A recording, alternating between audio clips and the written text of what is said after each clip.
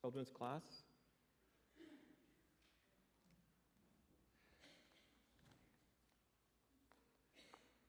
Man, it's a beautiful thing to see all those little kids running out. Not that I don't want them in here. I love them in here too, but it's exciting to see our children. As a matter of fact, Jesus said that as we approach him, that we need to approach him as a child, where, just in humbleness, a willingness to accept him and who he is and what he says. And so this summer, really, for the rest of the summer, we're going to be working our way through a sermon series that kind of looks at that idea of, just embracing what Jesus says, recognizing who he is, recognizing his authority. And the title of the series is Difficult Teachings of Jesus. And some of these teachings aren't necessarily fun to listen to, definitely not fun to apply to our lives at times.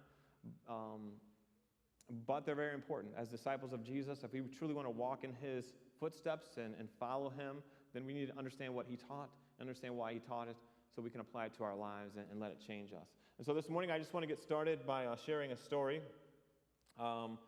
Late one summer evening in Broken Bow, Nebraska, there was a weary truck driver that pulled into an all-night truck stop that had a diner there.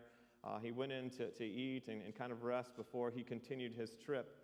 And so he's there in the truck stop, and the waitress had just served him his food when three tough-looking motorcyclists, nothing against motorcyclists, but this is just how the story goes, three tough-looking motorcyclists went into the diner, saw the lone man sitting there, and they thought they'd have a little fun. They thought they'd give him a hard time.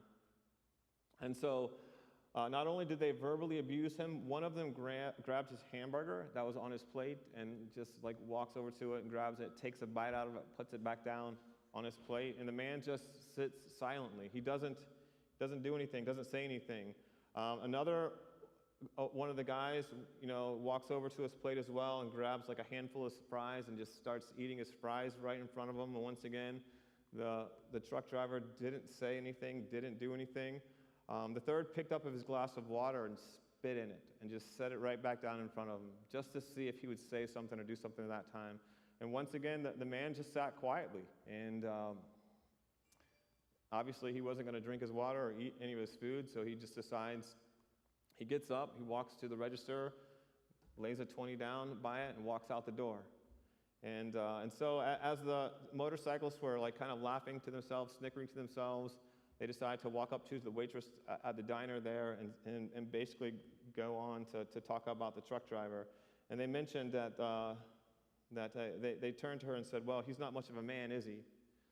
And the waitress looked at him, and she was like, "Honestly, I don't know what type of man he is, but he sure isn't much of a truck driver because he just ran over 3 motorcycles out in the parking lot."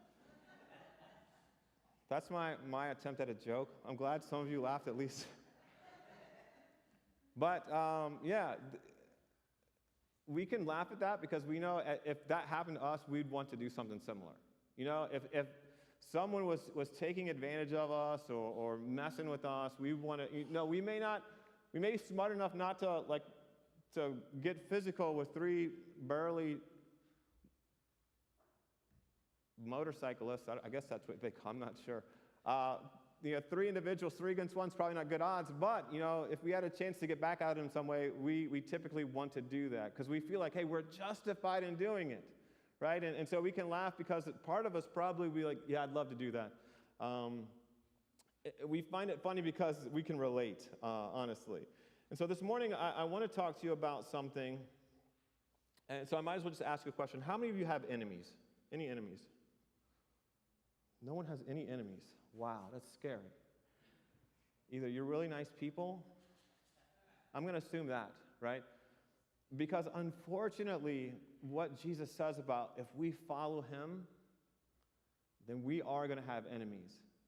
If we're going to be his mouthpiece, if we're going to go to places he would go and do the things that he would do, we are going to have enemies. As a matter of fact, in John 15, Jesus says this. He says, if the world hates you, and he puts an if there, but later on he kind of changed it. Maybe he's just kind of easing people into this idea that being hated by the world, because there's a little more certainty a little later on, he says, if the world hates you, keep in mind that it hated me first. He says this, if you belong to the world, it would love you as its own. As it is, you do not belong to the world, but I have chosen you out of the world. That is why the world hates you. And see how it shifted from, if this happens, it's because of this. And now he's like, hey, you are committed to me. You are my disciples. You are talking like me and acting like me and living like me and making a difference like me. And you're encouraging people to move, leave their life of sin. You're making things uncomfortable. The world doesn't like that. That's why it says, that is why the world hates you. Remember the words I spoke to you. No servant is greater than his master. If they persecuted me, they will persecute you also. If they obeyed my teaching, they will obey yours.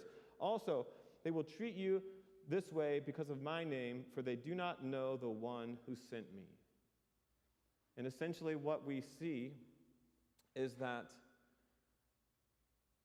the world, because it doesn't like the authority that Jesus has, the authority to make claims, make truth claims, the authority to give direction, the authority to say things like the very first message we looked at, like Jesus saying, I am the way, I am the truth, I am the life. No one comes to the Father except through me. That very exclusive statement. People aren't comfortable with that. They don't like that. And he's like, hey, they don't know the truth. They don't know who sent me. And because of that, they're not going to accept my teaching. And if you're teaching what I'm teaching, they're not going to accept your teaching as well. Now, as you think about the enemies that you have in your life, and like I said, we're not going out trying to create enemies. Obviously, we're not. As a matter of fact, Paul talks about the fact that as far as it depends on you, live at peace with everyone. That's our goal. We're gonna be peacemakers, but recognize Jesus didn't come to make peace with everyone. Jesus came to draw a line in the sand and said, you're either with me or against me. And he says, this division is going to be in families, fathers against sons and mothers against daughters and sometimes husbands against wife when it comes to who are we willing to follow, who we're going to put as Lord of our life. There is no, hey, whatever you like is good. As long as we as individuals make statements that say, hey, just because this is your opinion doesn't mean it's truth. You're entitled to have your own opinion, but that doesn't mean it's true. As long as we're willing to make those type of statements, then people aren't going to like us. Think about our enemies, whether they're specific enemies in your mind. Maybe you can think of people who are just, regardless of what you do, regardless of what you say or how you live, maybe you've tried to make amends, or you try to identify the problem, or you tried to go out of your way to be kind to them. They still don't like you. I've had a few people like that in my life, or I felt like I've had a few people like that in my life. Like nothing I did was ever good enough. Nothing I said. If I was going to have my way all the time to make sure their needs were met, never good enough. I understand if you're there, as you're thinking right now, like if you're thinking of someone like that person, I can't please them, I can't make them happy. And it's good that you come to that understanding, because that's a reality that we can't make everyone happy. And Jesus isn't saying that we should. He's saying expect the fact that you're going to have enemies, but listen to how I want you to treat them. And so that's kind of what we're getting at today is, recognizing we have maybe some specific enemies or enemies in general where, as followers of Christ, the world is going to hate us and they're not going to accept us. And we can walk into situations where people can turn on us just because they hear that we are followers of Jesus.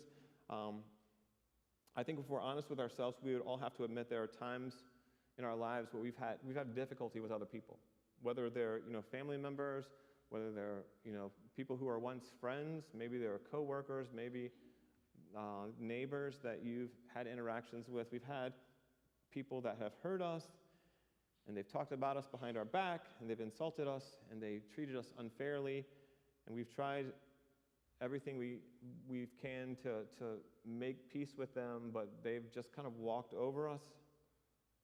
Maybe they've questioned your value or worth as a person or to the organization that you work in, and there's nothing that you can do. When it comes to those people in our life, our natural response is, well, if that's how they want to be, then I'm going to respond in kind. And if you know me, you probably know that I kind of like getting back at people. Not in a mean way, but just to let them know I'm still aware. Like, I don't care if it's my kids or my friends. Like, sometimes they just find stuff in their car. Or Lynn I felt bad for Lynn when I've met Lynn a long time ago. I was actually the associate minister at First Christian Church in Columbiana for a while. He came to be the preaching minister, and so the first few months were very interesting because he's kind of like me in that. And so we were just always doing something to one another and trying to make it look like someone else did it. And things can get out of hand really, really quickly when it comes to situations like that. The same is true. The same is true in non-loving relationships when you are more concerned about being right or getting back at someone and not concerned about their feelings or how your actions impact them. Things can escalate very quickly. And I think that's one of the reasons Jesus says what he does about how we should treat our enemies. And so let's just look at what he says. If you have your Bibles, you can turn to Luke chapter 6. We're going to read from verse 27 through verse 36.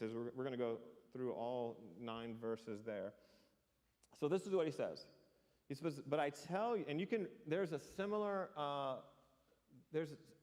teaching that Jesus speaks in Matthew as well during the Sermon on the Mount. And so multiple times in his ministry, he's addressed this attitude of how we should treat our enemies.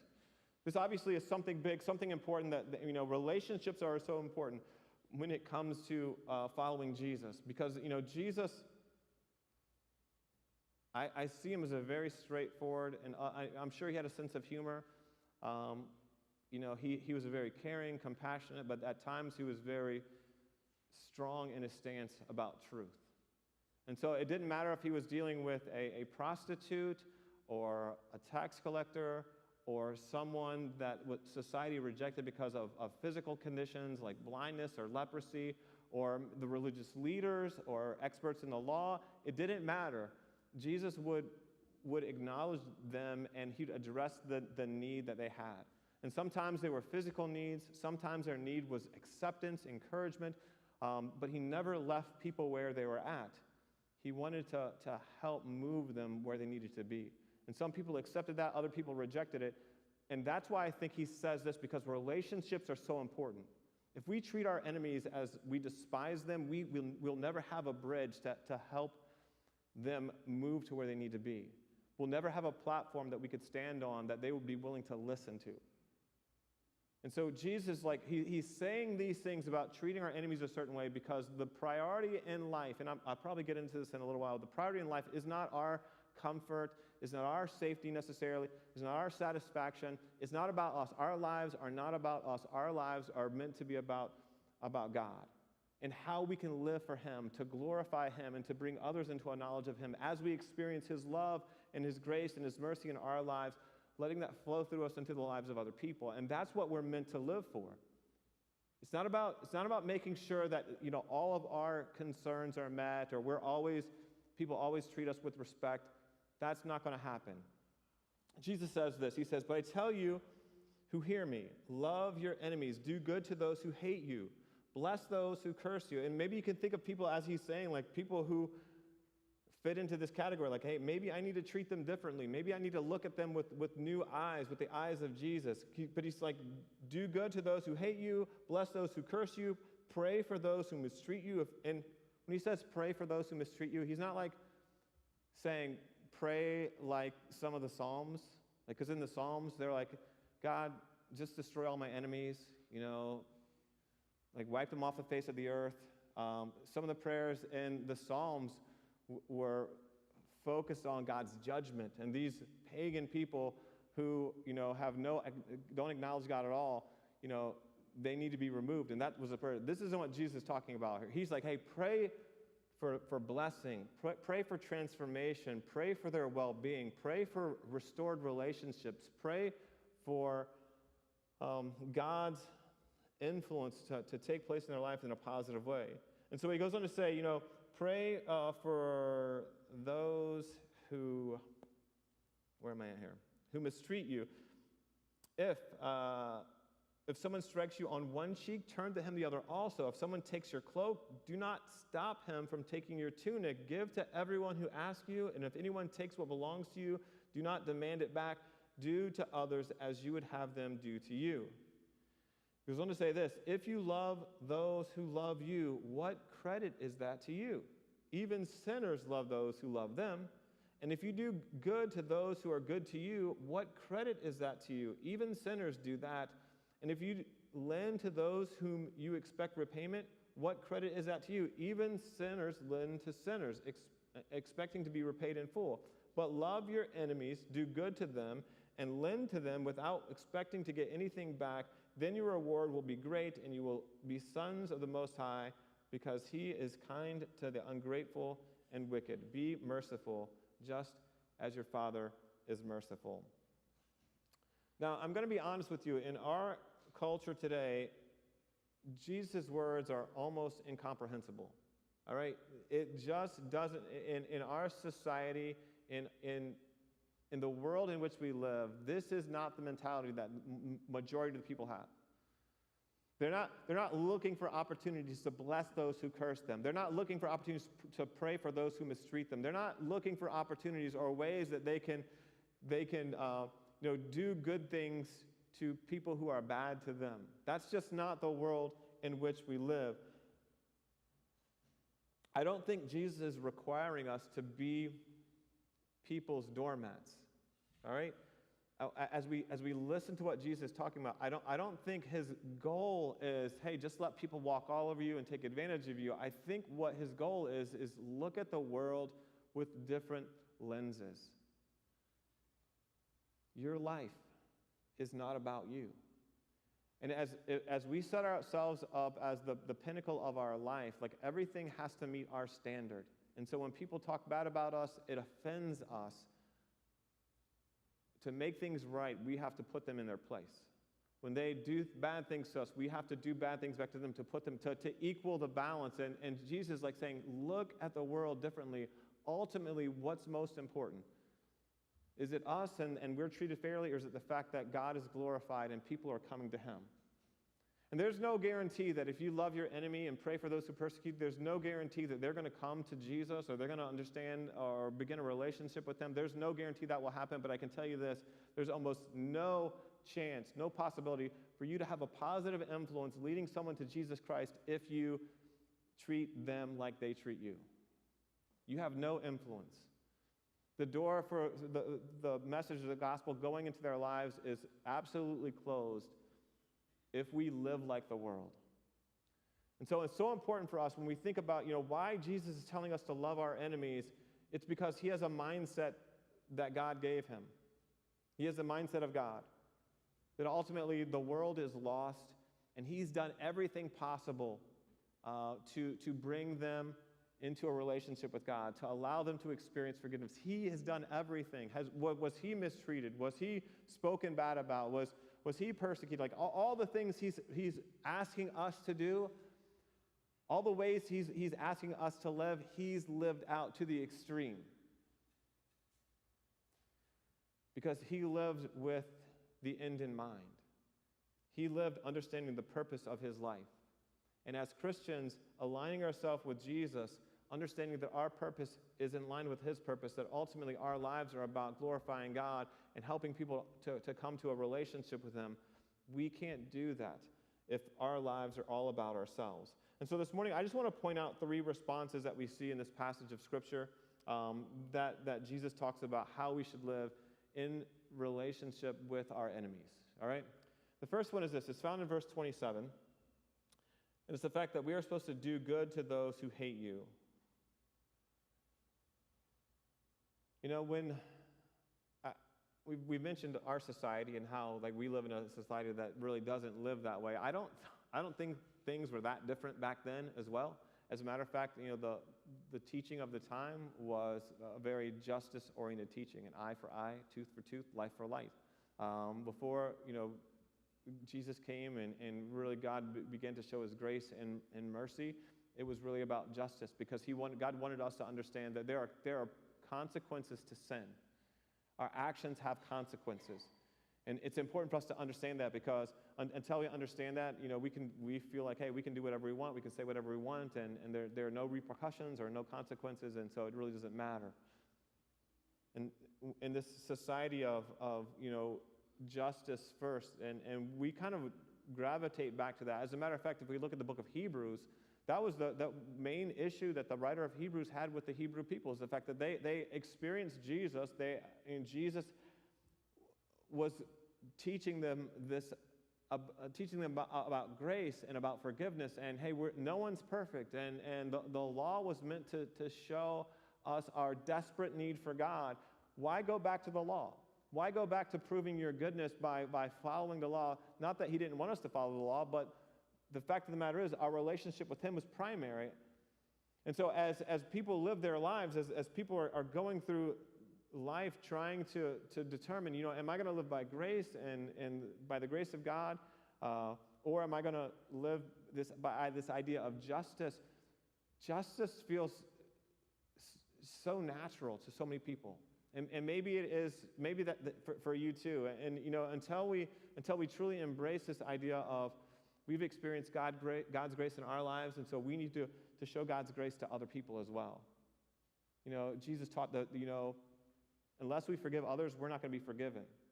Like we have to internalize it. We have to really accept Jesus and his terms, and submit ourselves to him. That's what it means to be a disciple. It's not just claiming it and then living like we want. This idea of justice is so ingrained in our society and in us so many times, because we want there to be consequences for others. We really want grace when it's us. Like when we make a mistake, like we're driving down the road, going 75 miles an hour in a 65 mile an hour zone, and a cop pulls up behind us. We're like, hey, yeah, can you just let me off this time? I promise I won't do it again for today. And then, the next time we're in the car and we're late, we're doing the same thing, right? We want grace when it comes to us. But when it comes to other people who offend us, who break moral laws at us, towards us, we want justice. They need to get what they deserve. They need to learn their lesson. And so Jesus is like, hey, instead of having that mindset or that mentality of they need to get what they deserve, why don't we choose to live like Jesus lived towards us? Jesus wasn't concerned with us getting what we deserved. He took the punishment. He paid the price so that we could have life, so we could have forgiveness, and so that he can make a difference in our lives. He says, Jesus in verse 32, he says, if you love those who love you, what credit is that to you? He says, even sinners love those who love them. He's like, how are you living different? If you're just loving the people that love you, if you're only giving to the people who give to you, if you're only doing good to the people who are doing good to you, how are you living different than the world? And you'll see in that passage, like even sinners, and he has these quotes, like even like people that they thought were ungodly, pagan people, even those people, those pagans do that. So you're not living different. How are you going to make a difference in their lives? When Jesus calls us to love those who hate us, he's calling us to do something that's totally contrary to definitely the world, but totally contrary to oftentimes what's in our heart as well. He wants us to make a difference. There's a story of a man in China. Watchman Nee tells a story. He's a missionary to China. It's the story of a Chinese man. He was a Christian, and he was trying to feed his family, and he had these rice paddies. And for rice paddies to grow, they have to have a lot of water in it, apparently. And so every morning he would go out and divert water from a stream that was by through a system of canals to his field and flood his field. And then he would go back to his house. And a little later on, he would go back to check his fields later in the day, and he would notice that his fields were dry, and all the water he had placed in his field, his neighbor, who wasn't a Christian, would open up a dam and drain his field, so all the field would run downhill into his. And so this happened day after day after day, and the Christian was getting concerned, like, what am I supposed to do? Like, if this continues to happen, then I won't be able to feed my family, and obviously, a lot of things probably passed through his mind. You know, I could just destroy his field. I could just rip up everything, and then he wouldn't have anything to water. I could, threaten him. I could, try to get him to stop. But what the man decided to do was this. Every morning he would get up even earlier, and he would go and take care of his neighbor's field and his field. And so both fields were flooded. Both fields had what they needed. And eventually, Watchman Nee says that through the influence of this man, through the choices that he made, to respond in a loving way, a way that caused him more work, was an injustice to some degree, is the fact that the guy was, stealing from him. But the result was both rice paddies grew, both farmers were able to feed their families, and the non-Christian man, because of the Christian's influence, had decided to become a follower of Jesus. And I know that's kind of a, it's kind of a story that may not resonate with you, because like how many of you have had to work in a rice paddy or to divert field or had a neighbor that acted in a certain way? But I really want you to think about how your actions can influence someone else. Like how your choices, simple choices that you make on a daily basis, the person who sits next to you, or to your next door neighbor if there's a conflict there. Like you could stand up for your rights, or you could prioritize, I want to be an influence for Jesus. And we have to make that choice. And the choice that we make is going to determine, who are we really following? Are we following ourselves and our own desires? Or are we following Jesus and his? First of all, he says we need to do good to those who hate us. Secondly, in verse 28, he also says we need to bless those who curse you. We've all heard the phrase, sticks and stones may break my bones, but words will never hurt. But we all know that statement, that phrase, is a lie. Words are very powerful, and our words can be very powerful as well. And so, with this statement, I really want to point out just a simple truth that in the book of James talks about, the power in our tongues, and our tongues are like these rudders that steer these great ships, and our tongues are like this spark that can light these giant fires. That's the power in our tongues. And so, oftentimes someone does something to us and we want to respond, and things can escalate as we use our tongues in detrimental or negative ways. And Jesus is like, hey, instead of doing that, when people are cursing you, when people are talking bad about you, when they're persecuting you or something like that with their mouth, don't respond in kind. Jesus says, bless them. Just as our words have power to tear down, they also have power to build up. And one of the things that we saw with Jesus in regards to people he came into contact with, everyone that he came into contact with had issues. Spiritual issues. A lot of times they had physical issues. They had trust issues, like where they were placing their trust. Jesus addressed them in ways that brought them to truth and pointed them to making a decision. And as we live our lives, people are talking bad about us. He's saying we need to bless those people. We need to use our words in a positive way. In Proverbs chapter 12, verse 18, Solomon writes these words. He says, reckless words pierce like a sword. He said, but the tongue of the wise brings healing. Like, that's what it comes down to. Like, we have these two choices. We can lash out with our tongues like a sword that can cut and hurt people. But we also can use words that bring healing and hope to people's lives as well. Just a few chapters later, talking about words of encouragement, Solomon also mentions this: a gentle answer turns away wrath, but a harsh word stirs up anger.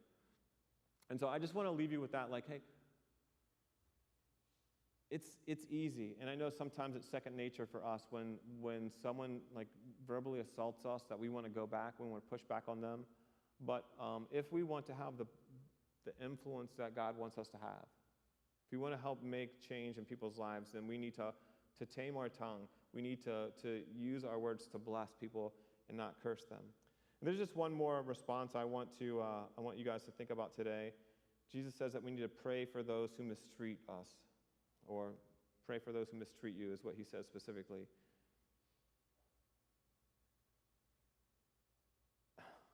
When it comes to people mistreating us, I don't know if you've recognized this, but they have a way of dominating your thoughts.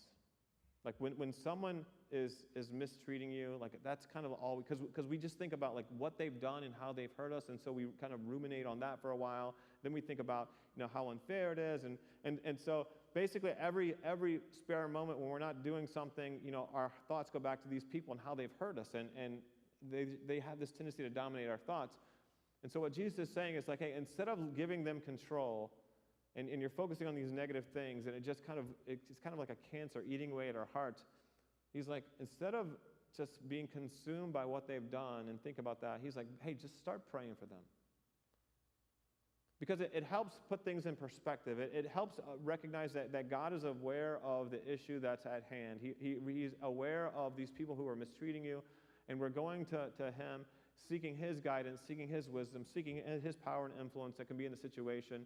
And instead of allowing them to be the focus of our thoughts, we're allowing God to be the focus of our thoughts. And I can guarantee you this, thinking about God and what he's capable of will have a much better effect on how we see the world and how we see this relationship. I can think of times in my life when people have wronged me, instead of just moving on, I would let it consume me. And honestly, there are times, situations where, I would lose sleep.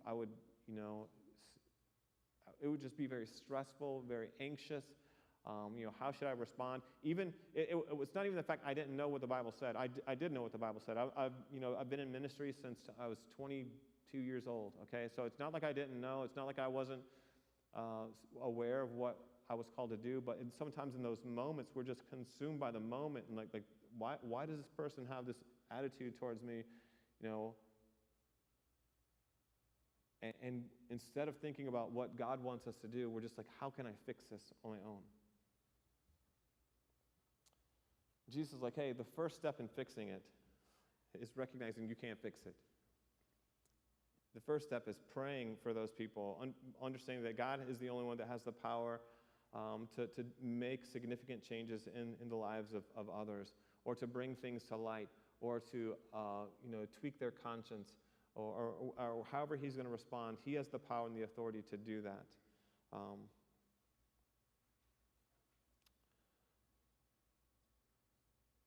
This morning, let me just as the praise team comes up, we're gonna wrap things up. I just want to read one more passage of Scripture. It's something that we've already read this morning. And as we consider the fact that ultimately our lives aren't meant to be about ourselves, God, he wants us to truly live. It's not the fact that he doesn't want us to live or he doesn't care about us. In the book of John, he talks about being the good shepherd, and the good shepherd lays down his life for his sheep. And the good shepherd, he came so that we could have life and have it abundantly. The problem is when we think, when we try to identify what an abundant life is, oftentimes we identify it by, what we desire, what our goals are, what our hopes are, and we strive for that. And ultimately where that leads is to this sense of emptiness. I've heard 2 interviews by Tom Brady. One was a long time ago after he won his second Super Bowl. One was in the last 2 years where he said the same thing. He's like, hey, I feel like I've reached the pinnacle of life, but I feel like something is still missing. And so he's still searching for what is missing in my life. And so, if you think that, with his popularity and his influence and his sports history, his wealth, he has his looks, he has everything that we think is necessary to have a happy life. He's like, I'm still missing something. Jesus is like, hey, you can go on your own. You don't have to, I'm the good shepherd, and I'm here to lead you and to guide you. I want you to experience life. We could try to find life and meaning and significance on our own, or we could just follow him. The reason there's a big difference is because one, we're living for ourselves. The other, Jesus is living leading us to living a life of purpose and significance in God. And so that's kind of what he's getting at in Luke chapter 6 once again, is that your life is meant to be different than the world. And when you live differently, people are going to notice that difference. And that's why he says this: if you love those who love you, what credit is that to you? He's like, if you're no different than the world, then what good is it? He said, sinners do that. If you do good to those who do good to you, what credit is that to you? Even sinners do that. And if you lend to those who you expect to be repayment, what credit is that to you? Even sinners lend to sinners expecting to be repaid in full, but love your enemies. He's like, be different. Love your enemies. Do good to them. Lend to them without expecting to get anything back. Then your reward will be great. You will be sons of the Most High, because he is kind to the ungrateful and to the wicked. Be merciful, just as your Father in heaven is merciful. Ultimately, God wants you to live a life that's able to make a difference. We can't do that if we don't love our enemies. We can't do that if we live like the world. And so my hope and prayer for us today, each of us, myself included, is the fact that we will see things as God sees things, that we will see people as God sees people, and that we will put his purpose above our own as we try to live. And I'm going to ask you to stand as we close our service today. And Rick's already down front. If anyone needs prayer, they can come, and Rick can pray with you. And so, as we close our service, I just hope that we're willing to surrender ourselves to him. I know it's not, what the world would do. We are going to be different if we choose to love our enemies and pray for those who persecute us. But that's exactly what God has called us to do.